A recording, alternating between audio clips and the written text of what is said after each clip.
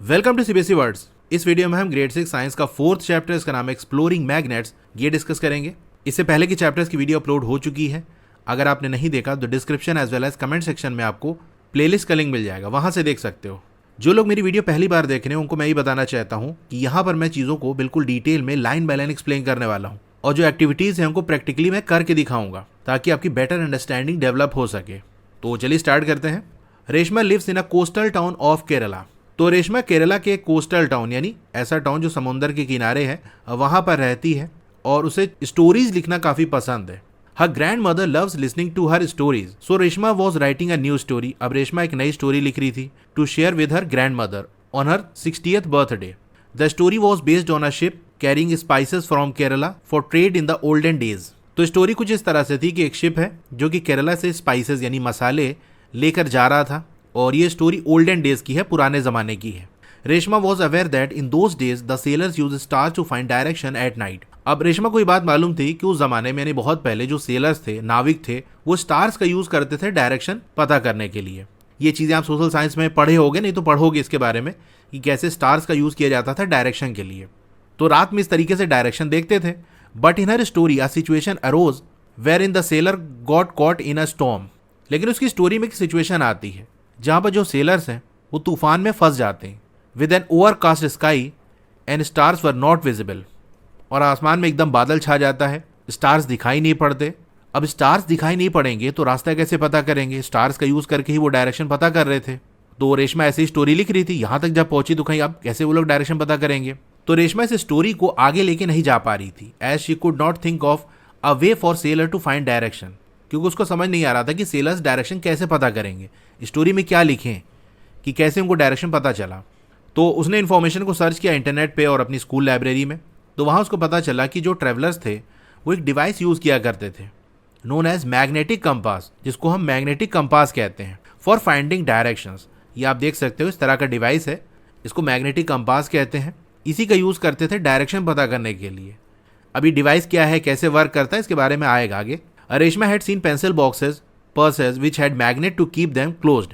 अब रेशमा ने देखा था कि ऐसे पेंसिल बॉक्सेस आते हैं, पर्सेज आते हैं जिसमें मैग्नेट लगा होता है।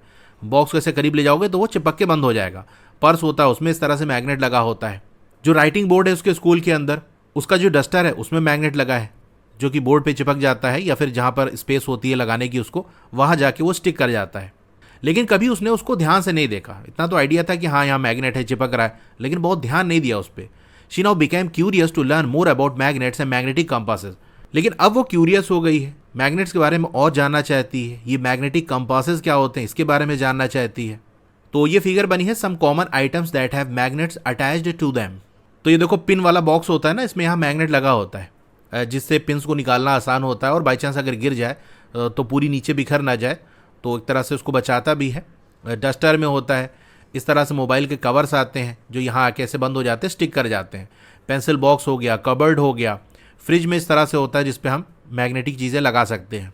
The magnets used by sailors in olden days were based on naturally occurring magnets known as lode stones which were discovered in ancient times. अब पुराने ज़माने में सेलर्स जो मैग्नेट का यूज़ करते थे वो बना होता था नेचुरल मैग्नेट से, जिसको हम लोड स्टोन कहते हैं। ये पूरे पत्थर की तरह से होता है, मतलब प्रॉपर वो स्टोन ही होता है, बस वो मैग्नेटिक होता है। इससे रिलेटेड एक स्टोरी भी है कि एक शेपर्ड था, वो अपने जानवरों को चरा रहा था, उसके पास एक रॉड था लोहे का। तो एक जगह ऐसे उसने डंडा मारा और वो चिपक गया उसका रॉड। तो सोचने लगा यार ये लोहे का रॉड कैसे चिपक गया। तो वहाँ से उसने डिस्कवर किया था इसी लोड स्टोन को, जो कि मैग्नेटिक था, आयरन वाली चीज़ों को अपनी तरफ अट्रैक्ट कर रहा था। तो पहले के ज़माने में जो मैग्नेट्स होते थे वो नेचुरली अकरिंग होते थे, यानी नेचुरली जो हमको स्टोन के फॉर्म में मिलता था उसी का यूज़ करते थे। लेकिन बाद में लोगों को ये पता चला कि मैग्नेट को हम बना भी सकते हैं, पीस ऑफ आयरन का यूज़ करके लोहे के टुकड़े को हम मैग्नेट बना सकते हैं। बाद में लोगों को ये भी पता चल गया। Nowadays we have magnets made of different materials. आज के टाइम में हमारे पास अलग अलग मटेरियल से बने हुए मैग्नेट्स अवेलेबल हैं। अब वो मैग्नेट जो कि आपके स्कूल लेबोरेटरी के अंदर, या फिर आपके जो पेंसिल बॉक्सेस हो गए, स्टिकर्स हो गए, टॉयज हो गए, यहाँ पर जो मैग्नेट्स होते हैं वो सारे ही आपके आर्टिफिशियल मैग्नेट्स होते हैं, उनको बनाया गया होता है, नेचुरली नहीं मिलते। अब मैग्नेट्स अलग अलग शेप के हो सकते हैं, जिसमें से कुछ आपको ये नीचे दिया हुआ है। तो ये देख सकते हो magnets of different shapes. Bar magnet, तो बार मैग्नेट इस शेप का होता है, ये इस तरह से आप देख सकते हो, इसको हम बार मैग्नेट कहते हैं। फिर ये आपका यू शेप्ड मैग्नेट है, यू जैसा बना है, देख भी सकते हो। रिंग मैग्नेट है, रिंग जैसा है ये। अब एक क्वेश्चन है, do magnet stick two objects made of certain materials only? क्या जो मैग्नेट है वो कुछ खास तरीके के मटेरियल से बनी हुई चीजों पे ही स्टिक करते हैं, उन्हीं से चिपकते हैं? तो चलिए इस आंसर को फाइंड आउट करते हैं। 4.1 magnetic and non magnetic materials. Activity 4.1 let us explore.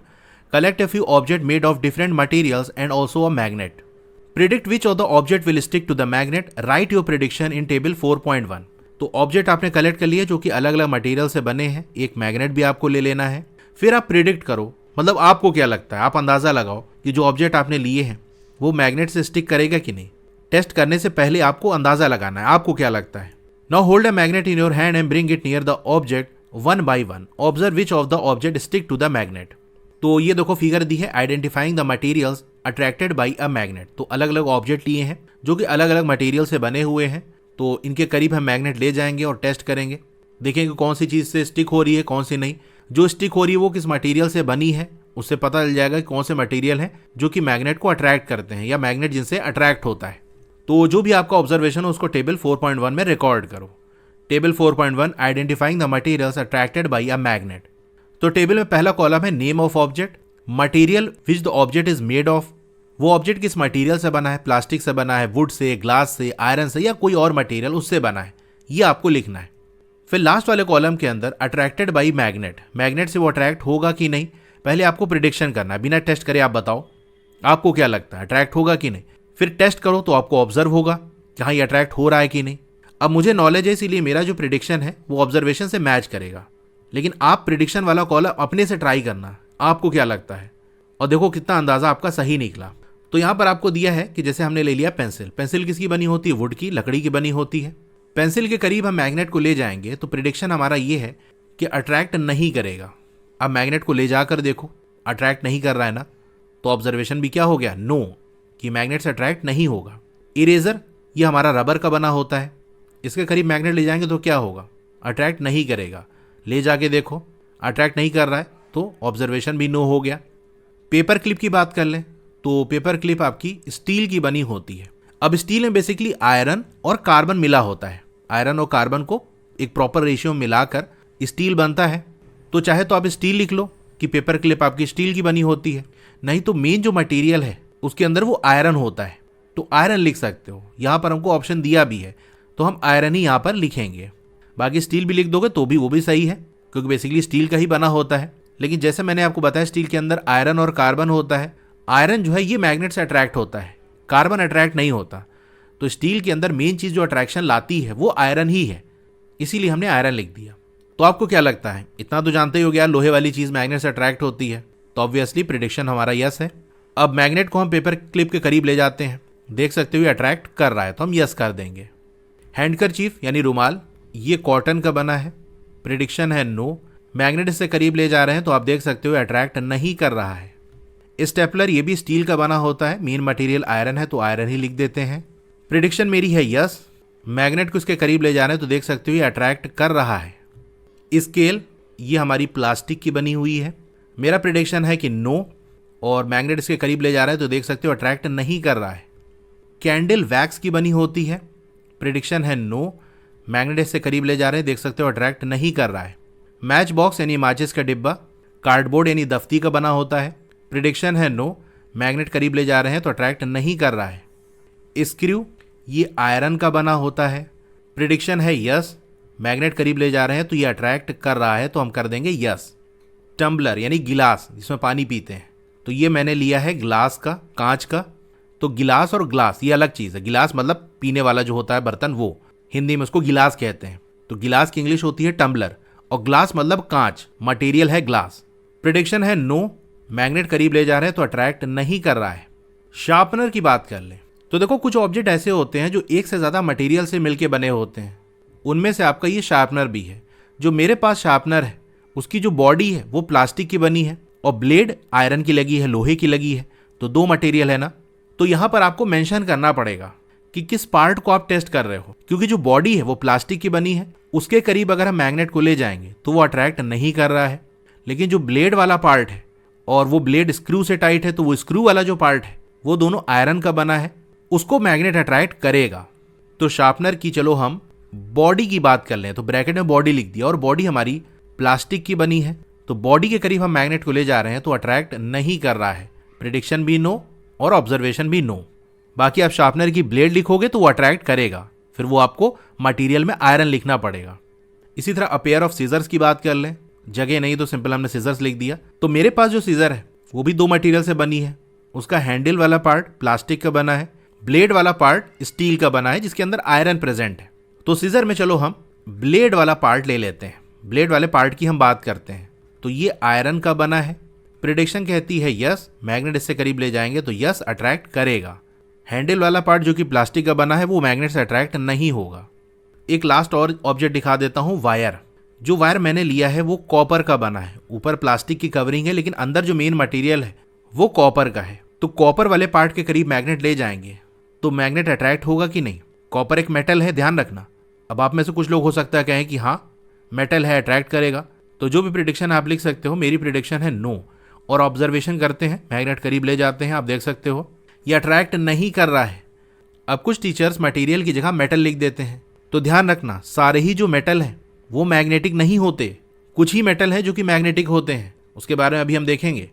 तो मटेरियल के अंदर मेटल ना लिखना, वो कौन सा मेटल है वो आप लिखना। जैसे यहाँ देखो, आयरन भी मेटल है, कॉपर भी मेटल है। आयरन अट्रैक्ट कर रहा है, कॉपर अट्रैक्ट नहीं कर रहा है। अगर सिर्फ मेटल लिख दोगे तो चीज़ें क्लियर हो ही नहीं पाएंगी, तो इस बात का ध्यान रखना। ये वायर वाला इसीलिए मैंने करा दिया कि कन्फ्यूजन ना रहे। मान लो एग्जाम में क्वेश्चन आता है और पूछा जाता है कि क्या मेटल मैग्नेटिक होते हैं, मैग्नेट की तरफ अट्रैक्ट होते हैं, तो यस ना कर देना, लिख देना सम मेटल्स आर मैग्नेटिक, यानी मैग्नेट से अट्रैक्ट होंगे, और सम नॉट। अगर आपको क्लासिक साइंस के लिए अच्छी बुक चाहिए तो उसके लिए मैं ओसवाल बुक्स को सजेस्ट करूंगा। ये काफी अच्छी बुक है। इसके अंदर हर चैप्टर के आपको रिवीजन नोट्स मिल जाएंगे, इस तरह के माइंड मैप्स मिल जाएंगे जो कि कॉन्सेप्ट को याद रखने में और रिवीजन में काफी हेल्प करेंगे। एक्टिविटी के सॉल्यूशंस, कीवर्ड्स और एनसीईआरटी में जो आपके बीच बीच में क्वेश्चंस हैं उनके सॉल्यूशन, फिर न्यू सिलेबस के अकॉर्डिंग कॉम्पिटेंसी या क्रिटिकल थिंकिंग बेस्ड जो क्वेश्चंस हैं वो विद सॉल्यूशन आपको मिल जाएंगे। अगर आपको इस बुक को परचेज करना है तो मैंने डिस्क्रिप्शन में लिंक दे दिया है, वहां से, नहीं तो मेरा व्हाट्सएप चैनल है, इसको ओपन कर लो। यहाँ पर टॉप पे चैनल का नाम है, उस पर क्लिक कर दो। रीड मोर पे क्लिक करना है तो यहाँ आपको एक लिंक मिल जाएगा, इस पे क्लिक करके यहाँ से परचेज कर सकते हो। Was your prediction correct for all objects? तो क्या आपकी जो प्रिडिक्शन थी वो सारे ऑब्जेक्ट के लिए सही थी? आप बताओ, मेरी तो सही थी। Which material stuck to magnet? कौन से मटीरियल थे जो कि मैग्नेट से चिपक गए? तो हमने देखा कि आयरन ये मैग्नेट से चिपक गया था। इसके अलावा कोई और मटीरियल मैग्नेट से अट्रैक्ट नहीं हुआ ना। What conclusion can you draw? आप यहाँ से कंक्लूजन क्या निकाल सकते हो? ये निकालोगे कि आयरन क्या है, वो मैग्नेटिक मटीरियल है, यानी मैग्नेट को अट्रैक्ट करता है। Through this activity we found out that some of the objects were attracted to the magnet and stuck to it while others were not. तो आप कंक्लूजन में ये भी लिख सकते हो कि इस एक्टिविटी से हमको ये पता चला कि कुछ ऑब्जेक्ट है जो कि अट्रैक्ट होते हैं मैग्नेट से और उस पर स्टक कर जाते हैं, चिपक जाते हैं। वहीं कुछ ऐसे होते हैं जो अट्रैक्ट नहीं होते, यानी चिपकते नहीं है। The materials which are attracted towards a magnet are called magnetic materials. तो वो मटीरियल जो कि मैग्नेट से अट्रैक्ट होते हैं उसको मैग्नेटिक मटीरियल कहते हैं। द मेटल आयरन, देखो यहाँ पर मेटल आयरन बता रहा है कौन वाले मेटल की बात कर रहे हैं, सिंपल मेटल नहीं लिखा। मेटल आयरन क्या है? ये मैग्नेटिक मटीरियल है। निकल, कोबाल्ट, ये भी दूसरे तरीके के मेटल्स हैं जो कि मैग्नेटिक होते हैं। तो कौन कौन से मेटल मैग्नेटिक होते हैं उसके 3 एग्जाम्पल आप लिख सकते हो, iron, nickel, cobalt. Some of their combinations with other metals are also attracted towards magnets. अभी जो आयरन, निकल, कोबाल्ट हो गया, इनके कॉम्बिनेशन यानी इनको और चीज़ों के साथ मिलाकर भी कुछ चीज़ें बनाई जाती हैं, तो वो भी मैग्नेट से अट्रैक्ट होते हैं। मैंने स्टील का आपको एग्जाम्पल बताया था ना कि स्टील के अंदर आपका आयरन होता है और साथ में इसके अंदर हम कार्बन मिलाते हैं तो स्टील बनता है। स्टील मैग्नेट से अट्रैक्ट होता है कि नहीं? हाँ, ये और बात है, कुछ स्टील ऐसे भी होते हैं जो कि मैग्नेट से अट्रैक्ट नहीं होते। अभी हम एक जनरल स्टील की बात कर रहे हैं। स्टील की कुछ चीज़ें मैंने आपको टेस्ट करके दिखाई ना, आपने देखा वो अट्रैक्ट कर रहा था। तो आयरन और कार्बन मिलाकर हमने एक और मटेरियल बनाया, इसको हम स्टील कह रहे हैं, वो भी मैग्नेट से अट्रैक्ट हो रहा है। इसी तरह एक मटेरियल होता है, उसको हम एल्निको कहते हैं। एल से एल्युमिनियम, Ni से निकल, CO से कोबाल्ट। तो ये 3 चीज़ मिला के मटेरियल बनता है, ये भी मैग्नेट की तरफ अट्रैक्ट होता है। तो ये कह रहा है कि इनके कॉम्बिनेशन से भी कुछ चीज़ें बनाई जाती हैं, यानी और मेटल के साथ इसको हम कंबाइन करते हैं। जैसे निकल और कोबाल्ट को एल्युमिनियम के साथ हम कंबाइन कर रहे हैं, तो वो भी मैग्नेट से अट्रैक्ट होते हैं। The materials which are not attracted towards a magnet are called non magnetic materials. Which materials listed in the table 4 point were found to be non magnetic. तो कौन से मटेरियल थे जो कि नॉन मैग्नेटिक थे? हमने देखा plastic, wax, cotton, cardboard, glass. ठीक है, ये सारे कुछ मटेरियल्स हमने देखे जो कि मैग्नेट से अट्रैक्ट नहीं हो रहे थे, तो ये नॉन मैग्नेटिक है। अब यहाँ एक क्वेश्चन आपको दिया है, do all parts of magnet attract magnetic materials equally. देखो ये बात तो समझ गए कि मैग्नेट मैग्नेटिक मटेरियल्स को अट्रैक्ट करता है, लेकिन क्या मैग्नेट का सारा ही पार्ट मैग्नेटिक मटेरियल को बराबर से अट्रैक्ट करता है, या फिर मैग्नेट का कोई ऐसा हिस्सा भी है जो ज्यादा अट्रैक्ट करता है और कुछ हिस्से ऐसे हैं जो कि कम अट्रैक्ट करते हैं, ऐसा भी कुछ है क्या? तो इसके बारे में हमको नेक्स्ट टॉपिक में पता चलेगा। 4.2 पोल्स ऑफ मैग्नेट। अब ये पोल्स क्या होते हैं, चलिए इसके बारे में जानते हैं। Activity 4.2 let us investigate spread some iron filings. कुछ आयरन फाइलिंग्स को आप स्प्रेड कर लो, फैला लो। अब ये आयरन फाइलिंग्स क्या होती हैं? Very small pieces of iron, लोहे के बहुत छोटे छोटे जो टुकड़े हैं, बहुत छोटे छोटे जो दाने हैं, उन्हीं को हम आयरन फाइलिंग्स कहते हैं। तो उनको शीट ऑफ पेपर पे आप फैला लो। Place a bar magnet over them. अब उसके ऊपर बार मैग्नेट रख दो। Tap the paper and observe carefully what happens to the iron filings. अब पेपर को टैप करो, इससे ये होगा जो आयरन फाइलिंग्स है वो मोशन में आ जाएंगी और जहां पर उनको अट्रैक्शन ज्यादा फील होगा उधर की तरफ जाकर वो स्टिक कर जाएंगी। अब पेपर को टैप करेंगे,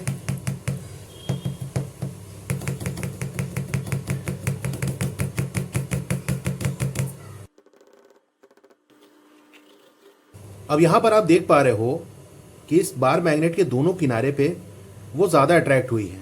इसको मैं जैसे ऊपर उठा के दिखाऊं आपको, तो ये देखो पूरी बॉडी पे इतना नहीं है, ज्यादातर जो है वो उसके दोनों एंड्स पे ही है। अगर मैं इसको यहां ऐसे रब भी कर दूं तो यहां से हम कह सकते हैं बार मैग्नेट के दोनों एंड्स पे अट्रैक्शन ज्यादा होता है, इसीलिए ज्यादातर आयरन फिलिंग्स इस दोनों एंड्स पे ही आकर चिपकी। तो यही दो एंड्स जहां पर अट्रैक्शन ज्यादा होता है उसी को हम मैग्नेट के पोल्स कहते हैं। यहाँ देखो मार्क भी है, ये साउथ पोल है और ये नॉर्थ पोल है। Do you observe anything special about the way they stick to the magnet? जिस तरह से आयरन फाइलिंग्स मैग्नेट पे स्टिक कर रही, चिपक रही हैं, उसमें कुछ स्पेशल आपको ऑब्जर्व हुआ? Do the iron filings stick all over the magnet uniformly? क्या जो आयरन फाइलिंग्स है वो मैग्नेट पे बराबर से सभी जगह चिपक रही है? और do the iron filings stick more at some places? या फिर ऐसा है कि ये जो आयरन फाइलिंग्स है ये मैग्नेट की कुछ जगहों पर ज्यादा स्टिक कर रही है? We find that maximum iron filing stick near the ends of the bar magnet. तो हमको ये ऑब्जर्व होगा कि जो बार मैग्नेट के एंड्स है, जो दोनों किनारे हैं, वहां पर ये आयरन फाइलिंग्स ज्यादा स्टिक कर रही हैं। ज्यादातर जो आयरन फाइलिंग्स है वो वहां पर आके चिपक रही हैं, जैसे कि आपको नीचे फिगर 4.4 में दिया हुआ है। While a very few iron filing stick at the remaining part of the magnet. वही बहुत थोड़ी सी आयरन फाइलिंग्स है जो मैग्नेट के और बचे हुए हिस्से पे चिपक रही है। अब यहाँ क्वेश्चन है, if you repeat this activity with magnets of other shapes do we get the same result? क्या दूसरे शेप्स के मैग्नेट का अगर हम यूज करें और यही एक्टिविटी करें तो हमको सेम रिजल्ट मिलेगा? मतलब जैसे आपने रिंग मैग्नेट ले लिया, हॉर्स शू मैग्नेट ले लिया, तो क्या वहां भी ऐसे ही ऑब्जर्व होगा? ऑब्वियसली वहां पर भी यही ऑब्जर्व होगा कि कुछ जगह ऐसी होंगी जहां पर आयरन फाइलिंग्स ज्यादा स्टिक कर रही है। तो इसका आंसर हो जाएगा yes. These ends of the magnet are called two poles of the magnet, the north pole and the south pole. तो यही जो मैग्नेट के एंड्स हैं, जो किनारे हैं, या हम कह सकते हैं मैग्नेट का वो पार्ट जहां पर सबसे ज्यादा अट्रैक्शन होता है। ज्यादा अट्रैक्शन हो रहा था इसीलिए ज्यादा आयरन फाइलिंग्स वहीं आगे चिपक गई। ऐसा ही हुआ होगा कि नहीं? इसका मतलब जो मैग्नेट है ना, वहां पर अट्रैक्शन सब जगह बराबर नहीं होता। जो उसके एंड्स होते हैं वहां पर अट्रैक्शन ज्यादा होता है, और वही एंड्स जहां पर अट्रैक्शन ज्यादा हो रहा है उसी को हम पोल्स कहते हैं। तो बेसिकली मैग्नेट में दो पोल्स होते हैं, एक नॉर्थ पोल, दूसरा south pole. Most of the iron filing stick to the poles of the magnet of any shape. तो कोई सा भी शेप हो, ज्यादातर जो आयरन फाइलिंग्स है वो उस मैग्नेट के पोल्स पे ही आके चिपकेंगी। अब यहाँ क्वेश्चन है, can we find a magnet with a single pole? क्या ऐसा कोई मैग्नेट हम फाइंड आउट कर सकते हैं जहां पर सिर्फ एक ही पोल हो? The answer is no. It is not possible to obtain a magnet with a single pole. तो ऐसा मैग्नेट पॉसिबल नहीं है जहां पर सिंगल पोल हो। आप कहोगे अरे हम बना देते हैं, ये हमारा मैग्नेट है और ये हमारा नॉर्थ पोल है, ये हमारा साउथ पोल है। हम क्या करेंगे, इसको कट कर देंगे। अब दो टुकड़े हो गए इसके, तो ये इतना एक मैग्नेट हो गया और यहां तक ये दूसरा मैग्नेट हो गया। तो दो मैग्नेट हमारे पास हो गए, क्योंकि बीच से हमने कट कर दिया। अब दो टुकड़े हो गए इसके, तो दो मैग्नेट बन गए। लेफ्ट वाले मैग्नेट के पास सिर्फ नॉर्थ वाला पोल है, राइट वाले के पास साउथ वाला पोल है। तो यहाँ पर दो मैग्नेट एक पोल है। तो ऐसा नहीं होता। If a magnet is broken into smaller pieces, north and south poles always exist in pairs even in the smallest piece of the magnet. जब इसको आप ब्रेक करोगे, इसके दो टुकड़े करोगे, तो होगा ये कि जैसे ये नॉर्थ है तो ये हिस्सा ऑटोमेटिकली साउथ बन जाएगा, इधर ये साउथ था तो ये ऑटोमेटिकली नॉर्थ बन जाएगा। यानी वो दो जो टुकड़े अपने किए उनमें भी नॉर्थ और साउथ रहेगा। तो ये होता है कि अगर आप चाहे जितने छोटे टुकड़े कर लो, जो स्मॉलेस्ट पीस भी होगा मैग्नेट का ना, बहुत छोटा टुकड़ा, उसमें भी नॉर्थ और साउथ होगा। अ सिंगल नॉर्थ पोल और a south pole cannot exist. तो अकेले नॉर्थ पोल या साउथ पोल एग्जिस्ट नहीं कर सकते। ये पॉइंट इंपॉर्टेंट है, याद रखना। चलिए आगे बढ़ते हैं। 4.3 फाइंडिंग डायरेक्शंस। अब मैग्नेट्स का यूज करके हम डायरेक्शन को फाइंड आउट करेंगे। Activity 4.3 let us experiment. Suspend a bar magnet with a thread tied to the middle of the magnet as shown in figure 4.5। तो ये देख सकते हो एक बार मैग्नेट को मैंने सस्पेंड कर दिया, यानी यहाँ पर थ्रेड की मदद से हैंग कर दिया है। You may need to adjust the position of the string till the magnet is balanced horizontally. अब मैग्नेट पे जो हम थ्रेड को टाई करेंगे वो बिल्कुल बीचों बीच करेंगे। अभी जैसा देख सकते हो कि मैग्नेट का एक साइड ऊपर है और एक साइड नीचे है, तो ये बिल्कुल ऐसे हॉरिजॉन्टल होना चाहिए। उसके लिए थोड़ी सेटिंग करनी पड़ेगी हमको। तो स्ट्रिंग की पोजीशन को एडजस्ट करेंगे ताकि ये जो मैग्नेट है बिल्कुल हॉरिजॉन्टल हो जाए।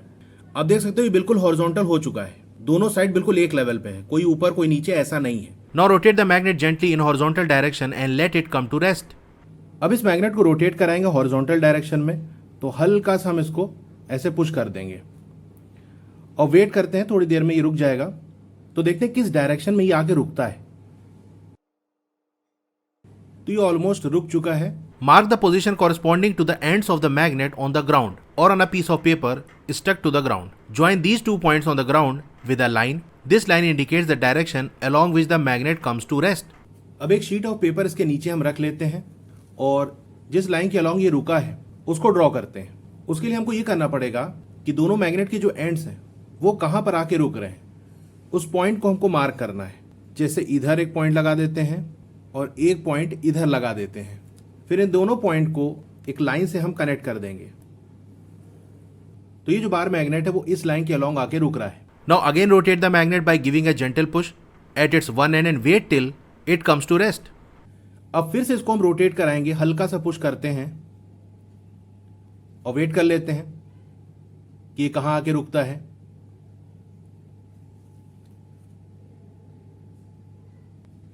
तो यहां देख सकते हो मैग्नेट फिर से उसी लाइन के अलॉन्ग आके रुक रहा है, यानी हमने रोटेट कराया था, किसी भी डायरेक्शन में आके रुक जाता। जिस लाइन के अलॉन्ग फर्स्ट टाइम ये आके रुका था, हमने सेकेंड टाइम जब इसको रोटेट कराया तो घूम फिर के वापस से उसी लाइन के अलॉन्ग आके रुक रहा है। तो क्या यहां से हम कह सकते हैं कि एक फ्रीली सस्पेंडेड मैग्नेट, यानी सस्पेंड किया गया हो, मैग्नेट को लटका दिया गया हो और वो फ्री है, अपने से रोटेट कर सकता है, तो वो सेम लाइन के अलॉन्ग आके रुकेगा। Does the magnet rest along the same line? The answer is yes. पहली बार जब हमने रोटेट कराया था और फिर जब मैग्नेट रुका तो उसके लिए पॉइंट्स मार्क करके हमने लाइन ड्रॉ कर लिया, वहां से ये पता चल गया कि ये मैग्नेट इस लाइन के अलॉन्ग रुका है। जब दोबारा फिर से रोटेट कराया तो घूम फिर के आके उसी लाइन के अलॉन्ग फिर से रुक गया। तो आप चाहे जितनी बार उसको रोटेट कराते रहो, आखिरकार वो इसी लाइन के अलॉन्ग आके रुकेगा। What direction does the line indicate along which the magnet rests? अब ये लाइन किस डायरेक्शन को इंडिकेट कर रही है जिस लाइन के अलॉन्ग मैग्नेट आके रेस्ट कर रहा है, रुक रहा है? How can we find it out? कैसे हम पता करेंगे? तो डायरेक्शन पता करने के लिए आपको ये करना पड़ेगा, if you have notice the direction where the sun rises और सेट्स। अगर आप जहाँ पर भी रहते हो या जहाँ पर भी आप ये एक्टिविटी परफॉर्म कर रहे हो, वहाँ पर आपने नोटिस किया हो कि किस डायरेक्शन में सन राइज कर रहा है और किस डायरेक्शन में सेट कर रहा है, यानी सूरज किधर से निकल रहा है, किधर डूब रहा है। अगर ये डायरेक्शन आपको मालूम है, we have an approximate idea where the east और वेस्ट इज। तो जिस डायरेक्शन से सूरज निकलता है, राइज करता है, वो अप्रॉक्सीमेटली ईस्ट वाला डायरेक्शन होता है। इसी तरीके से जिस डायरेक्शन में सूरज डूब रहा है वो डायरेक्शन आपका लगभग वेस्ट होगा। Hence we can locate the direction along which the magnet rests. अब ये जो लाइन है वो किस डायरेक्शन को इंडिकेट कर रही है, ये कैसे पता करेंगे? देखो आप जहां पर भी रहते हो वहां पर सनराइज किस डायरेक्शन से होता है, सनसेट किस डायरेक्शन में होता है, ये तो आपको मालूम ही होगा, नहीं तो एक दिन ऑब्जर्व कर लो। तो मैं जहां रहता हूँ वहां पर इधर की तरफ सनराइज होता है, और ये आपने पढ़ा होगा ज्योग्राफी में कि sun rises from the east, east वाले डायरेक्शन में सनराइज करता है। तो अगर मैं अपने घर के हिसाब से बताऊं तो हमारे यहाँ सन इस तरफ से निकलता है, यानी ये वाला डायरेक्शन ईस्ट हो गया, तो इसका ठीक अपोजिट ये वाला डायरेक्शन वेस्ट हो गया। तो अगर इसको हम ऐसे लाइन कनेक्ट कर दें तो ये ईस्ट है, ये वेस्ट है, तो ये दो डायरेक्शन कौन से होंगे? आपने डायरेक्शन के बारे में पढ़ा होगा कि ये ईस्ट है, ये वेस्ट है, तो ये नॉर्थ और ये साउथ होता है। यानी ईस्ट से हम क्लॉकवाइज डायरेक्शन में चले, जैसे घड़ी चलती है, तो हमको साउथ मिलेगा। तो अब ये बताओ, ये ईस्ट है, इससे अगर क्लॉक के हिसाब से हम चलें तो ये वाला डायरेक्शन कौन सा मिलेगा? ये साउथ होगा, तो इसका मतलब ये वाला नॉर्थ है। हालांकि हमारे मैग्नेट पे ये बना भी है, आप देख सकते हो, लेकिन अगर आप ऐसा मैग्नेट ले रहे हो जिसके अंदर ये मार्क नहीं है तो इस तरह से आप फाइंड आउट कर सकते हो कि जिस डायरेक्शन में आके ये मैग्नेट रुक रहा है उसके अलॉन्ग एक लाइन आपने ड्रॉ कर दी। अब आप ये पता करो कि सूरज किधर से निकलता है और किधर डूबता है। जिधर से सन राइज करता है वो आपका ईस्ट वाला डायरेक्शन हो जाएगा, और जिधर सेट करता है वो आपका वेस्ट वाला डायरेक्शन होगा। फिर ईस्ट से हम क्लॉकवाइज चले घड़ी के डायरेक्शन में तो हमको साउथ मिलेगा। इसका मतलब ये वाला जो डायरेक्शन है ये साउथ है, तो ये साउथ मिल गया तो मतलब ये नॉर्थ है। तो क्या हम यहाँ से कह सकते हैं कि freely suspended magnet north south direction में ही आके रुकता है? बिल्कुल कह सकते हैं। तो यहाँ से हमको ये पता चल गया। A freely suspended magnet comes to rest along the north south direction. तो हमने क्या देखा कि एक मैग्नेट को फ्रीली सस्पेंड कर दें तो वो रेस्ट करेगा किस डायरेक्शन में, नॉर्थ साउथ डायरेक्शन में। The end of the magnet that points toward the north direction is called north seeking pole और the north pole of the magnet. Magnet का वो एंड, वो किनारा जो नॉर्थ डायरेक्शन की तरफ पॉइंट कर रहा है उसको हम कहेंगे नॉर्थ सीकिंग पोल या शॉर्ट में नॉर्थ पोल, कि मैग्नेट का ये नॉर्थ पोल है। और जैसा कि मैंने आपको दिखाया ही था कि मैग्नेट पे जो नॉर्थ मार्क है और जो हमने पेपर पे नॉर्थ मार्क किया था वो सेम डायरेक्शन में थे कि नहीं। तो जो पेपर पे हमने ड्रॉ किया था वो अर्थ के डायरेक्शंस थे, यानी अर्थ पे नॉर्थ साउथ ईस्ट वेस्ट किधर है, और जो मैग्नेट पे नॉर्थ था वो अर्थ वाले नॉर्थ की तरफ जा रहा था। ठीक है, तो यही बात यहाँ कह रहा है कि मैग्नेट का वो एंड जो नॉर्थ डायरेक्शन की तरफ पॉइंट कर रहा है वो होगा नॉर्थ सीकिंग पोल या शॉर्ट में नॉर्थ पोल कहेंगे। The other end that points towards the south direction is called the south seeking pole और the south pole of the magnet. इसी तरह से दूसरा वाला जो एंड है जो साउथ डायरेक्शन की तरफ पॉइंट कर रहा है वो साउथ सीकिंग पोल या शॉर्ट में उसको हम साउथ पोल कह सकते हैं। A freely suspended magnet rests along the north-south direction because our Earth itself behaves like a giant magnet। तो आप भी सोच रहे होंगे कि आखिरकार ये नॉर्थ साउथ डायरेक्शन में ही आके क्यों रुकता है। तो उसका रीजन ये है कि हमारी जो अर्थ है वो बहुत बड़े मैग्नेट की तरह बिहेव करती है। बेसिकली अर्थ के बिल्कुल अंदर चले जाओ ना, जो कोर है वहां पर मोल्टेन आयरन है, पिघला हुआ लोहा है जो मूव करता रहता है, उसकी वजह से भी मैग्नेटिक इफेक्ट जनरेट होता है। अभी आप आगे पढ़ोगे तो देखोगे कितनी तरीके से मैग्नेटिक इफेक्ट को जनरेट किया जा सकता है। इवन इलेक्ट्रिसिटी का यूज करके भी मैग्नेट बनाया जा सकता है। तो उसी तरीके से वहां आयरन जो मूव कर रहा है उसकी वजह से भी मैग्नेटिक इफेक्ट जनरेट करता है, यानी फिर हमारी जो अर्थ है वो मैग्नेट की तरह बिहेव करने लगती है और एक मैग्नेट दूसरे मैग्नेट को अट्रैक्ट करता है। ये सारा चीजें हम देखेंगे, कौन सा पोल किसको अट्रैक्ट करेगा, किससे दूर भागेगा, ये जब वहां पढ़ेंगे तो आपको ये चीज और अच्छे से क्लियर होगा। अभी सिंपल इतना आपको ध्यान में रखना है कि अर्थ हमारी मैग्नेट की तरह बिहेव कर रही है और एक मैग्नेट दूसरे मैग्नेट पे इफेक्ट डालता है, असर डालता है, और हम जो एक्सपेरिमेंट कर रहे हैं वो अर्थ पे ही तो कर रहे हैं। तो अर्थ का जो मैग्नेटिज्म है वो हमारे बार मैग्नेट पे इफेक्ट डालेगा और उसको नॉर्थ साउथ डायरेक्शन में ही आके रोकेगा। रिपीट इस activity with a small iron bar in place of the bar magnet. अब इस एक्टिविटी को रिपीट करो। इस बार आप आयरन बार ले लो या लोहे की और कोई चीज ले सकते हो, जैसे आयरन नेल ले लो, और इसी तरीके से जैसे आपने मैग्नेट को फ्रीली सस्पेंड किया था उसी तरह से इसको भी सस्पेंड कर दो। अब जैसे मैग्नेट को सस्पेंड किया था उसी तरीके से आयरन नेल को सस्पेंड कर दिया। हल्का से पुश करते हैं, रोटेट कराते हैं, देखते हैं किस डायरेक्शन में आके ये रुकता है। तो देख सकते हो इस डायरेक्शन में आके ये रुक रहा है। अब फिर से इसको रोटेट कराते हैं और देखते हैं इस बार किस डायरेक्शन में आके रुकता है। इस बार देख सकते हो ये इस डायरेक्शन में आके रुक रहा है, तो सेम डायरेक्शन में आके नहीं रुका। आयरन बार ले लो या आयरन नेल ले लो और उसको फ्रीली सस्पेंड कर दो तो वो किसी भी डायरेक्शन में रुक सकता है, कोई फिक्स डायरेक्शन नहीं है। आपको क्या ऑब्जर्व हुआ? Does it always rest along the north south direction? तो हमने ये ऑब्जर्व किया कि इसमें ऐसा कुछ फिक्स नहीं है कि हाँ एक ही डायरेक्शन में आके रुकेगा, किसी भी डायरेक्शन में आके रुक सकता है। तो ये हमेशा नॉर्थ साउथ डायरेक्शन आके नहीं रुकता। तो यही कह रहा है, it does not, it can rest along any direction. This implies that only magnet rest along north south direction. तो इससे क्या बात समझ में आई कि सिर्फ मैग्नेट ही है जो नॉर्थ साउथ डायरेक्शन में आके रुकते हैं। कोई आयरन पीस ले लोगे और उसको इस तरह सस्पेंड कर दोगे तो वो नॉर्थ साउथ डायरेक्शन में आके नहीं रुकेगा। This activity provides us with a way to test whether a piece of metal is a magnet और नॉट। अभी इस एक्टिविटी से एक तरीका पता चल गया कि हम कैसे टेस्ट करेंगे कि कोई पीस ऑफ जो मेटल है वो मैग्नेट है कि नहीं। अब आपको उसको चेक करने में क्या है, किसी भी लोहे वाली चीज के करीब ले जाओ, अगर अट्रैक्ट कर रहा है तो मैग्नेट होगा, अदरवाइज नहीं। लेकिन इमेजिन करो ऐसी सिचुएशन, सिंपली आपके पास एक मेटल का पीस पड़ा हुआ है, आसपास कोई मैग्नेटिक मटेरियल है नहीं कि करीब ले जाकर टेस्ट कर लो कि अट्रैक्ट कर रहा है कि नहीं। तो उस केस में इस एक्टिविटी के थ्रू आप टेस्ट कर सकते हो कि वो जो मेटल का पीस है उसको फ्रीली सस्पेंड कर दो, लटका दो। अगर वो बार बार एक ही डायरेक्शन में आके रुक रहा है तो इसका मतलब वो मैग्नेट है, और स्पेशली नॉर्थ साउथ डायरेक्शन में रुक रहा है तो, अदरवाइज मैग्नेट नहीं है। तो देखो क्वेश्चन ऐसे पूछा जा सकता है कि मान लो ऐसी जगह पर हो जहां पर आपके आसपास कोई भी मैग्नेटिक मटेरियल अवेलेबल नहीं है, आपको एक मेटल का पीस दे दिया गया। अब आप कैसे पता करोगे कि वो मैग्नेट है कि नहीं है? तो यही करना पड़ेगा, उसको फ्रीली सस्पेंड कर देंगे और रोटेट करा देंगे। कई बार रोटेट कराने पर हर बार अगर वो नॉर्थ साउथ डायरेक्शन में ही आके रुक रहा है तो इसका मतलब वो मैग्नेट है। तो ये सारी चीज़ें मैं आपको नोट्स के अंदर और जो क्वेश्चन की सीरीज हमारी आएगी उसके अंदर मैं प्रोवाइड करूँगा। बहुत अच्छे अच्छे क्वेश्चंस मैं डिज़ाइन कर रहा हूँ, बस थोड़ा सा टाइम का इशू है। एक बार चीज़ें सेट हो जाए तो बहुत जल्दी क्वेश्चन की सीरीज आएगी। The property of a freely suspended magnet to always rest along north south direction is used to find directions. तो ये जो प्रॉपर्टी है किसी फ्रीली सस्पेंडेड मैग्नेट की कि वो हमेशा नॉर्थ साउथ डायरेक्शन में ही आके रुकता है, ये हमारी मदद करता है डायरेक्शंस को फाइंड आउट करने में। Based on this a small device called magnetic compass was developed in olden days for finding directions. अब इसी पे बेस्ड कि एक मैग्नेट हमेशा नॉर्थ साउथ डायरेक्शन में ही आके रुकता है, उसका यूज करके एक छोटा सा डिवाइस बनाया गया जिसको हम कहते हैं मैग्नेटिक कंपास। तो पुराने ज़माने में इसको डेवलप किया गया था डायरेक्शंस फाइंड आउट करने के लिए। It has a magnet in the shape of needle which can rotate freely. तो ये मैग्नेटिक कंपास है, इसके अंदर आप देख सकते हो ये जो बीच में है निडल शेप का, ये एक मैग्नेट है और ये जो निडल है वो फ्रीली रोटेट कर सकती है। अगर थोड़ा सा मैं इसको हिलाऊं तो आप देख सकते हो ये घूम सकती है, रोटेट कर सकती है। The needle of a magnetic compass indicates the north south direction. तो मैग्नेटिक कंपास की जो निडल है वो नॉर्थ साउथ डायरेक्शन को इंडिकेट कर रही है, यानी उस निडल का एक एंड नॉर्थ डायरेक्शन की तरफ पॉइंट कर रहा है और दूसरा एंड साउथ डायरेक्शन की तरफ पॉइंट कर रहा है।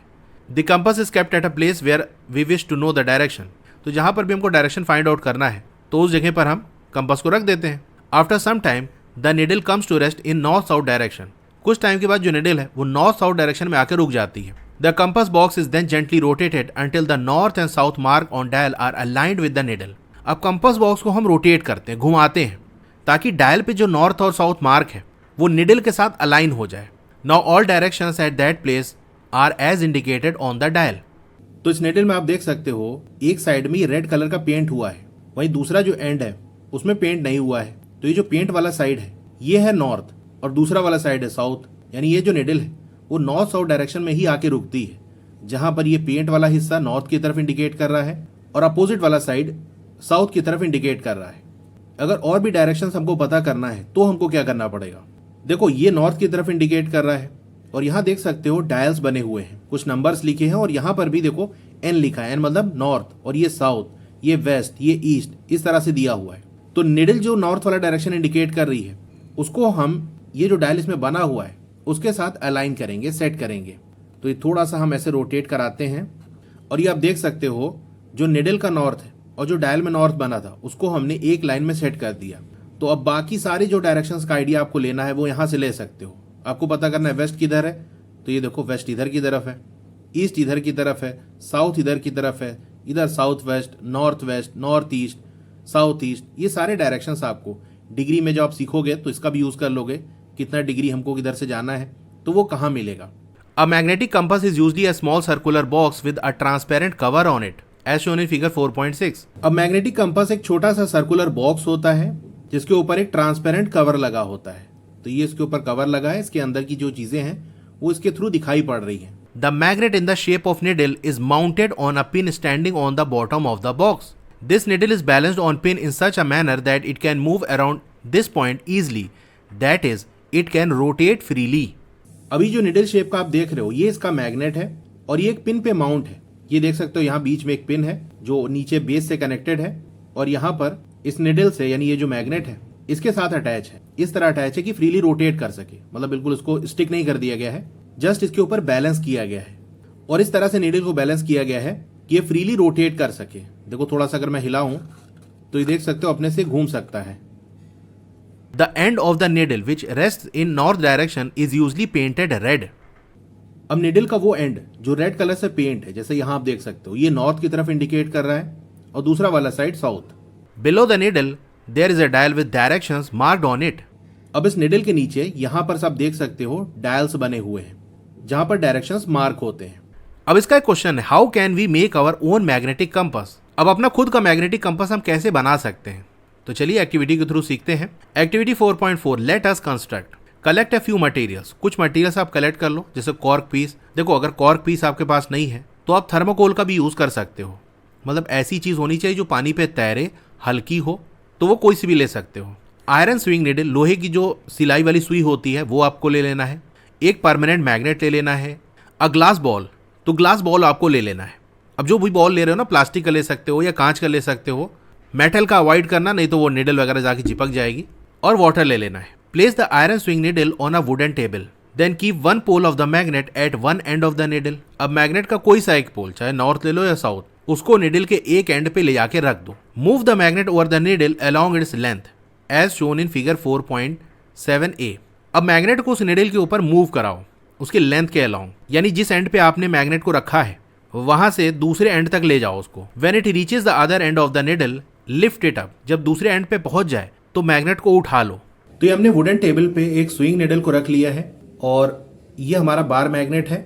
इसका कोई एक पोल, चाहे नॉर्थ ले लो या साउथ, उससे इस निडल को रब करेंगे। तो ये जैसे हम ये वाला एंड पकड़ लेते हैं स्विंग निडल का लेफ्ट वाला, और लेफ्ट से ऐसे राइट की तरफ आएंगे, यहाँ आके उठा लेना है। Bring the same pole of the magnet you started with to the same end of the swing needle from which you began. अब वही सेम पोल जो स्टार्टिंग में आपने लिया था उसको फिर से उसी एंड पे ले जाओ स्विंग निडल के जहां से आपने स्टार्ट किया था, and repeat the previous step, और प्रीवियस स्टेप को आप रिपीट करो। Repeat this process at least 30 to 40 times. तो 30 to 40 टाइम्स इस प्रोसेस को आपको रिपीट करना है। अब फिर से इसी नॉर्थ पोल को हम स्विंग निडल के उसी एंड पे ले जाएंगे जहां से स्टार्ट किया था, लेफ्ट से स्टार्ट किया था ना, तो फिर से हम इसको यहां पर ऐसे रखेंगे और ऐसे रब करेंगे, यहां तक ले गए, दूसरे किनारे तक उठा लिया, तो ये 2 बार हो गया। इसी तरह हम करते जाएंगे 30 to 40 टाइम्स।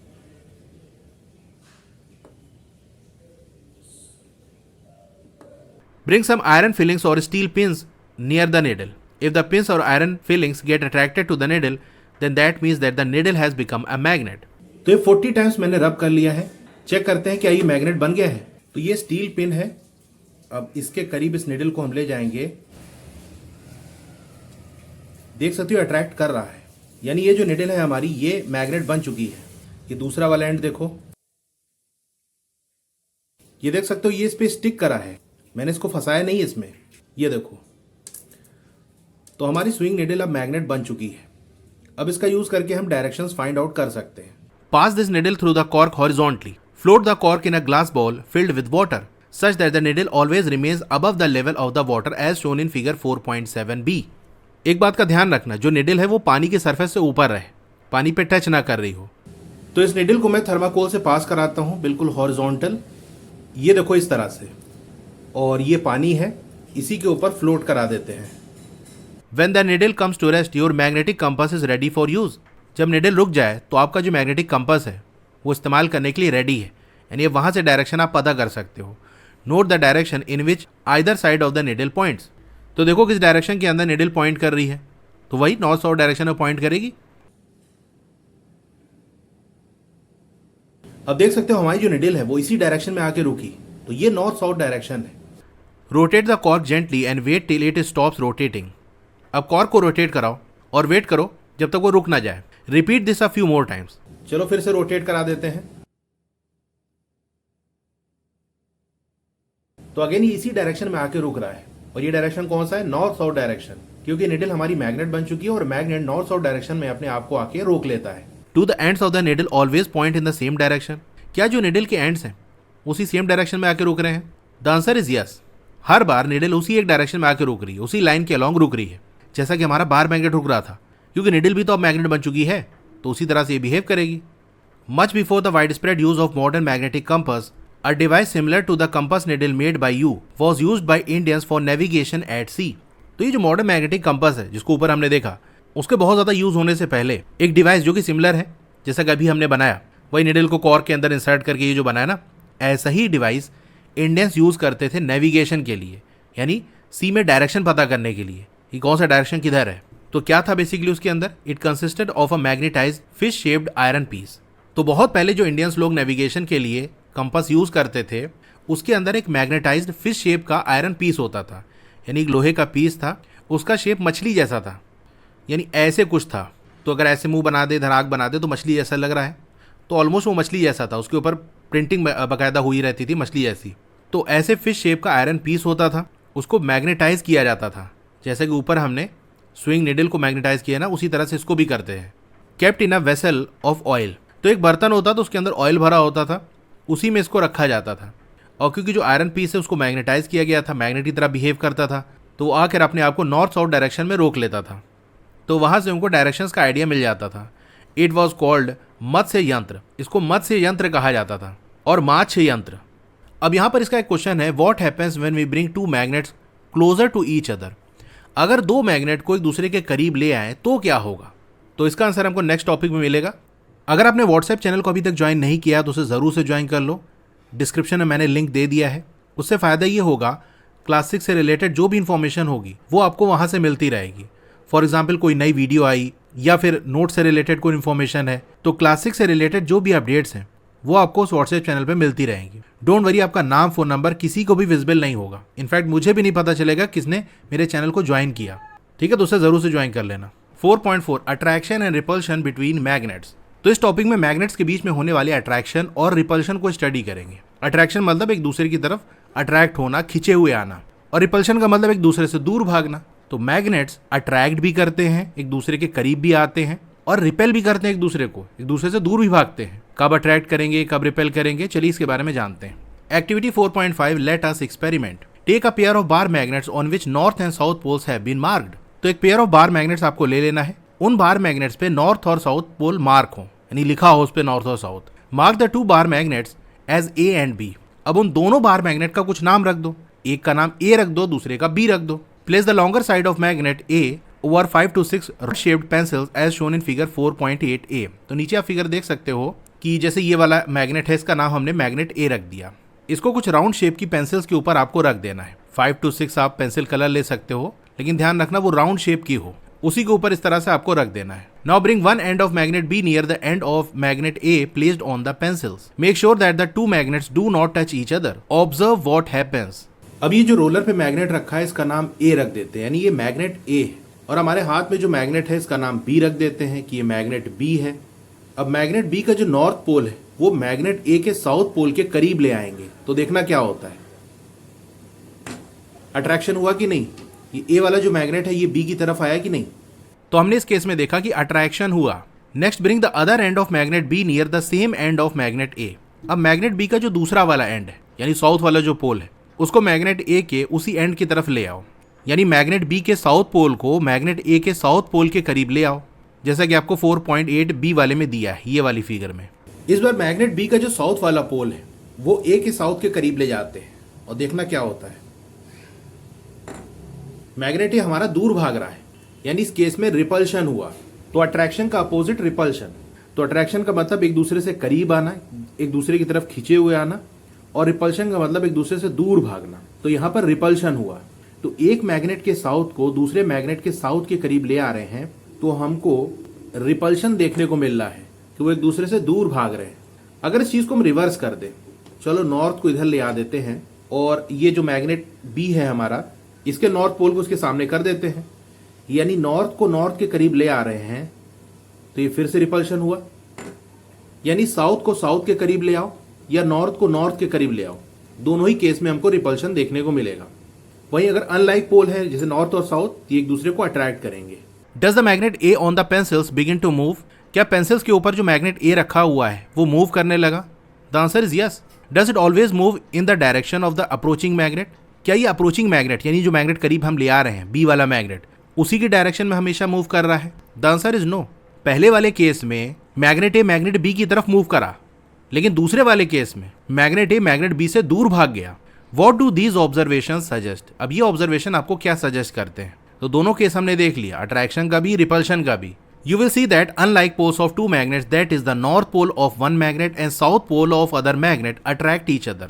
तो पहले वाले केस में क्या हो रहा था, जैसे कि यहाँ फिगर में ही आप देख सकते हो, ये मैग्नेट ए का साउथ पोल है और मैग्नेट बी का ये नॉर्थ पोल है। तो नॉर्थ पोल को साउथ पोल के करीब ले आ रहे हैं। तो ये दोनों पोल्स कैसे हैं? अनलाइक पोल्स, यानी एक जैसे पोल नहीं है, एक नॉर्थ है दूसरा साउथ है। तो उस केस में ये दोनों एक दूसरे को अट्रैक्ट कर रहे हैं। The like poles, that is either the north poles और the south poles of both magnets repel each other. Second case में क्या हुआ था, मैग्नेट ए का ये साउथ पोल है और मैग्नेट बी का साउथ पोल, इन दोनों को करीब ले आ रहे हैं। तो क्या हो रहा है, साउथ और साउथ पोल एक दूसरे को रिपेल करेंगे।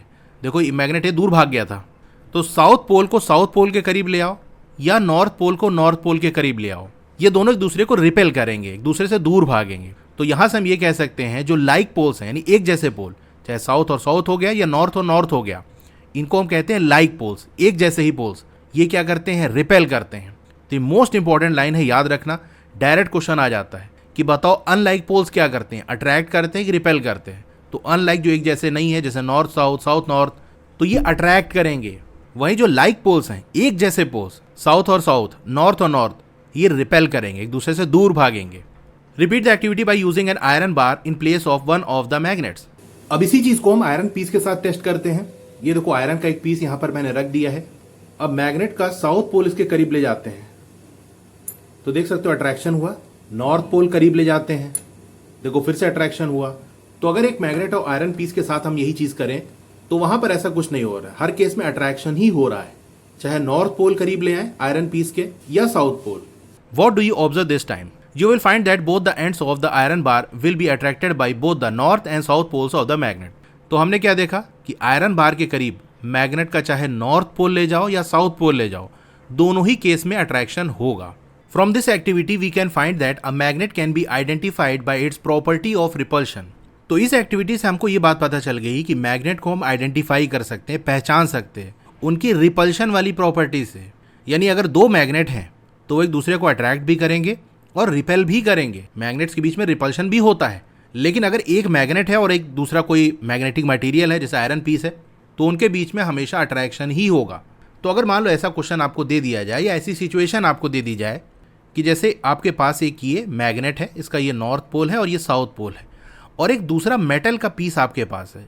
अब ये मैग्नेट है कि नहीं ये नहीं पता, इसको पता करना है।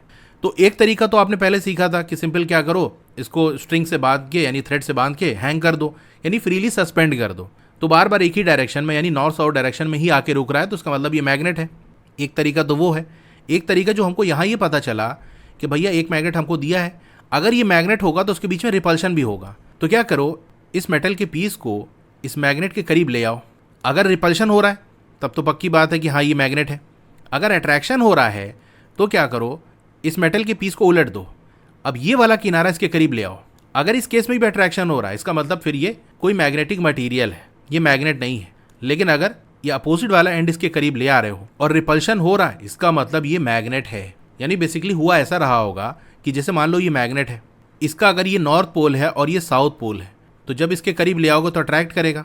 अब अट्रैक्शन से तो हम आइडिया नहीं लगा सकते ना, इसीलिए हमको रिवर्स करना पड़ा। जब हम उलट देंगे तो ये वाला जो एंड इधर आ जाएगा और ये वाला इधर चला आएगा, मतलब उस केस में साउथ ये हो जाएगा, नॉर्थ ये हो जाएगा। तो अब जब इसके करीब ले आओगे और रिपल्शन होगा तो वहां से आपको कंफर्म हो जाएगा कि हाँ ये मैग्नेट है, क्योंकि दो मैग्नेट के बीच में ही रिपल्शन होता है। Activity 4.6 let us experiment. चलो एक्सपेरिमेंट करते हैं। Take a magnetic compass and a bar magnet, place the magnetic compass over a horizontal surface and wait for its needle to come to rest. अब एक magnetic compass को किसी horizontal surface पर रख दो, यानी इस तरह की सरफेस हो, बिल्कुल फ्लैट हॉरिजॉन्टल, ऐसे स्लोप वाली कोई सरफेस ना हो। तो वहां पर आपको मैग्नेटिक कंपास को रख देना है। तो जब रखोगे तो हिलने डुलने की वजह से जो निडल है वो भी मूव करने लगेगी। थोड़ा वेट कर लो, निडल को रेस्ट पे आने दो, रुकने दो। Now slowly bring the north pole of the bar magnet close to the north pole of the compass needle as shown in figure 4.9a. Observe the compass needle carefully. What do you observe? Does the needle deflect? If yes, in which direction? Magnet के north pole को हम needle के जो north pole है उसके करीब ले आते हैं। निडल का नॉर्थ पोल कौन सा है बता ही चुका हूं कि रेड कलर जो पेंट है ना, वो वाला साइड नॉर्थ है। तो इधर की तरफ हम मैग्नेट के नॉर्थ पोल को ले आएंगे। देखना क्या होता है। निडल के अंदर आपको डिफ्लेक्शन देखने को मिला होगा, निडल मूव करी, लेकिन किस डायरेक्शन में, यानी ये जो नॉर्थ पोल है वो किधर गया, मैग्नेट से दूर भागा कि नहीं। पहले नॉर्थ इधर कहीं था, मूव करके इधर आ गया, तो हम कह सकते हैं निडल का जो नॉर्थ पोल है वो मैग्नेट से दूर भाग गया, इधर भाग के इधर आ गया। तो हमने ऑब्जर्व किया कि जो निडल है वो डिफ्लेक्ट करी। किस डायरेक्शन में डिफ्लेक्ट करी, तो निडल का जो नॉर्थ पोल है वो मैग्नेट के अपोजिट डायरेक्शन में मूव करा। निडल ऐसे थी, ऐसे मूव करी कि नहीं, तो हम कह सकते हैं needle moves away from the magnet. Now repeat the above step with the south pole of the bar magnet. अब इस बार जो मैग्नेट का साउथ पोल है वो निडल के नॉर्थ पोल के करीब ले आएंगे। देखना क्या होता है, यानी इस निडल के नॉर्थ पोल को आप ऑब्जर्व करना कि मैग्नेट की तरफ अट्रैक्ट हो रहा है कि मैग्नेट से दूर भाग रहा है। ये देखो निडल के अंदर फिर से डिफ्लेक्शन हुआ, लेकिन किस डायरेक्शन में, तो इस बार जो नॉर्थ पोल था निडल का वो मैग्नेट की तरफ मूव कर गया। जिधर मैग्नेट है उस डायरेक्शन में ये मूव कर गया, यानी निडल का जो नॉर्थ पोल है वो मैग्नेट की तरफ अट्रैक्ट हो रहा है। रीजन भी आप जान ही रहे हो कि निडल का ये नॉर्थ है और मैग्नेट का ये साउथ है। अभी मैंने आपको बताया कि नॉर्थ और साउथ पोल एक दूसरे को अट्रैक्ट करते हैं। अब अगर हम मैग्नेट दूर ले जाएं तो ये अपनी ओरिजिनल पोजीशन पे वापस चला आएगा। यानी इस निडल का जो मूवमेंट था, इसने जो डायरेक्शन चेंज किया था वो मैग्नेट की वजह से ही किया था। For do you observe any difference this time. तो इस बार हमको डिफरेंस ऑब्जर्व हुआ।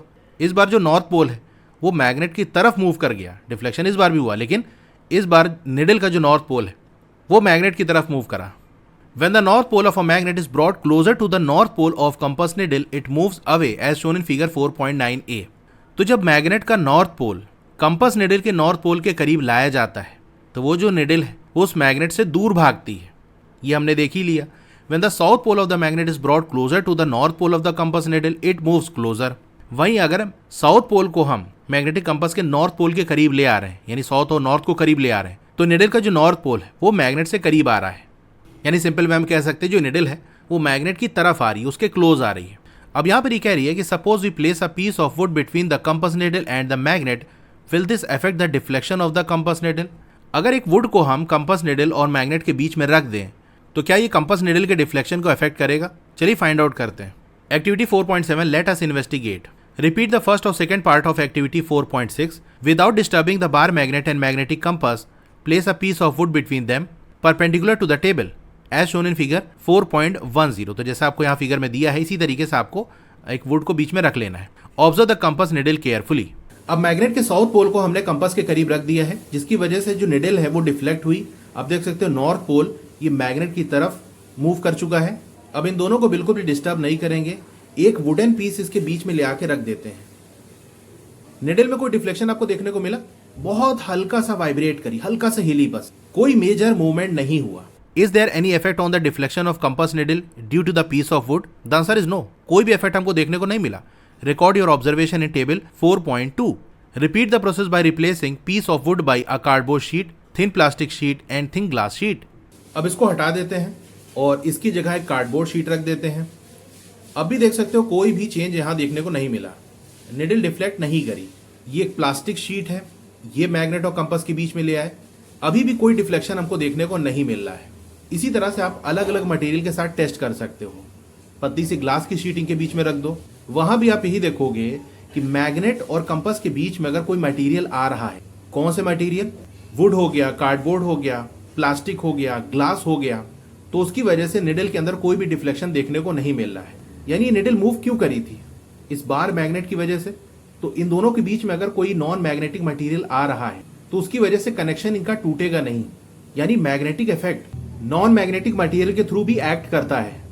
तभी तो जैसे देखो वुडन पीस हमने इनके बीच में रख दिया, लेकिन फिर भी ये निडल जो है वो इस मैग्नेट की तरफ अट्रैक्ट हो रही है, यानी इसके थ्रू भी मैग्नेटिज्म हो रहा है। ये जो वुड है जो कि नॉन मैग्नेटिक मटेरियल है, ये इस अट्रैक्शन को रोक नहीं पा रहा है, इसी तरह से रिपल्शन को भी नहीं रोक पाएगा। ये देखो इसके थ्रू तो ही हो रहा है, बीच में वुडन पीस है लेकिन फिर भी रिपल्शन भी हो गया। देखो नॉर्थ पोल भाग गया दूर। तो ये टेबल है, अगर मैग्नेट और कंपास के बीच में कोई वुडन पीस को ले आके रख दें तो क्या ऑब्जर्व होगा? नो चेंज, या हम कह सकते हैं नो इफेक्ट। कोई भी उसका इफेक्ट नहीं होगा। इसी तरह से कार्डबोर्ड के केस में भी, प्लास्टिक के केस में भी, ग्लास के केस में भी कोई भी इफेक्ट हमको देखने को नहीं मिलेगा। You would observe that there is no appreciable change in the deflection of the needle when a sheet of any of the above material is placed between the magnet and the compass needle. तो आपको ये observe होगा कि कोई भी appreciable change, यानी बहुत ही minute, बहुत हल्का सा इफेक्ट पड़ेगा, लेकिन इतना इफेक्ट नहीं है कि जिसको हम कंसीडर कर सकें, उसको हम इग्नोर ही करेंगे। तो ये कह रहा है कोई भी अप्रिशिएबल चेंज निडल के डिफ्लेक्शन में हमको देखने को नहीं मिलेगा अगर ऊपर जो मटेरियल दिया है उनसे बनी हुई कोई भी शीट मैग्नेट और कंपास के बीच में ले आए तो।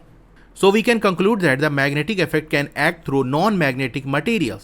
तो यहाँ से हम क्या कंक्लूड कर सकते हैं कि जो मैग्नेटिक इफेक्ट है वो नॉन मैग्नेटिक मटेरियल के थ्रू भी एक्ट कर जाता है। 4.5 फन विद मैग्नेट्स। तो मैग्नेट्स के साथ कुछ मजे करते हैं। After learning about magnets, Reshma was very excited and decided to set up some fun activities using magnets at her school fair. तो मैग्नेट्स के बारे में जानने के बाद रेशमा बहुत एक्साइटेड थी और उसने डिसाइड किया कि कुछ मजेदार एक्टिविटी करेंगे मैग्नेट्स का यूज करके एट हर स्कूल फेयर, यानी स्कूल में मेला लगने वाला था तो वहां ऐसा कुछ करेंगे। You may try making these yourself and may also think of some more fun ideas. तो आप भी ट्राई करो, ऐसी चीज बनाओ, या इसके अलावा और भी जो फन आइडियाज है मैग्नेट का यूज करके आप कर सकते हो वो करो। Can we make a garland? क्या हम गार्लैंड बना सकते हैं, माला बना सकते हैं? तो ये देखो मैग्नेटिक गार्लैंड बना है, यहाँ पर ड्राइंग पिन्स का यूज किया गया है, तो देख सकते हो पूरा ये ऐसे माला जैसा बन गया है। चलो मैग्नेटिक गार्लैंड बनाते हैं, मैग्नेट का यूज करके एक माला बनाते हैं। ये हमारी माला बन चुकी है, ये देखो, और पिंस होती तो और बड़ी माला बन जाती। Magnets can move some object without touching them, is that not amazing? अब मैग्नेट मूव करा सकते हैं कुछ ऑब्जेक्ट को बिना उनको टच किए। क्या ये कमाल की चीज नहीं है? बिल्कुल कमाल की चीज है। चलिए ऐसा ही काम हम भी कर लेते हैं। Can we take the steel ball out of the maze by moving a magnet below the cardboard tray? तो ऐसा कुछ एक्टिविटी आप कर सकते हो कि कार्डबोर्ड ट्रे आप ले लो, उस पर आप देख सकते हो स्ट्रॉ की मदद से ये वॉल्स टाइप का आपने बना दिया और मेटल्स की बॉल ऐसे रख दी, पीछे से मैग्नेट की मदद से इसको मेज से बाहर निकालो, तो पीछे मैग्नेट मूव कराओगे तो ये जो मेटल की बॉल है ये भी ऐसे ऐसे मूव करेगी, जिधर ले जाओगे मैग्नेट उधर ही भी जाएगी। तो ऐसे गेम टाइप का आप खेल सकते हो। Can we pick out a steel paper clip follower in water using a magnet without making our fingers or the magnet wet? क्या कि स्टील पेपर क्लिप जो कि पानी के अंदर गिर गई उसको हम बाहर निकाल सकते हैं बिना अपनी फिंगर्स या मैग्नेट को वेट किए, गीला किए? बिल्कुल कर सकते हैं। बाहर से ही मैग्नेट को पेपर क्लिप के करीब ले आओ तो पेपर क्लिप उसकी तरफ अट्रैक्ट हो जाएगी और फिर मैग्नेट को मूव कराते हुए ऊपर की तरफ ले आओ और वो बाहर निकाल लो। अब ध्यान रखना यहाँ पर क्या हो रहा है, मैग्नेट और पेपर क्लिप एक दूसरे को टच नहीं कर रही, बीच में ग्लास है। लेकिन जैसा कि हम पढ़ चुके हैं कि magnetic effect non magnetic material के थ्रू भी एक्ट करता है, तो बीच में ग्लास आ रहा है उसकी वजह से कोई फर्क नहीं पड़ेगा, स्टिल मैग्नेट अट्रैक्ट करेगा पेपर क्लिप को। Will the two cars speed towards each other or run away from each other when brought closer? तो ये देखो माचिस के डिब्बे को यूज करके एक कार बनाई गई है, उसके ऊपर मैग्नेट रखा है। आपसे ही पूछा जा रहा है कि ये दो जो कार्स हैं ये एक दूसरे के करीब आएंगी या दूर भागेंगी। तो फिगर में क्या दिया है, two matchbox magnet cars with like poles of magnets facing each other. तो यहाँ कह रहा है कि जो लाइक पोल्स हैं, एक जैसे पोल हैं, वो एक दूसरे को फेस कर रहे हैं। जैसे मान लो ये नॉर्थ है तो ये वाला भी नॉर्थ है, अगर ये साउथ है तो ये वाला साउथ है। हमसे कह रहा है कि लाइक पोल्स आमने सामने हैं, तो ये चीज़ हम पढ़ ही चुके हैं, जो लाइक पोल्स हैं एक जैसे हैं वो दूर भागेंगे। तो इसका आंसर हो जाएगा ये दोनों जो कार्स हैं वो एक दूसरे से दूर भागेंगी, run away from each other. इन सब magnets the north and south poles are marked as N and S.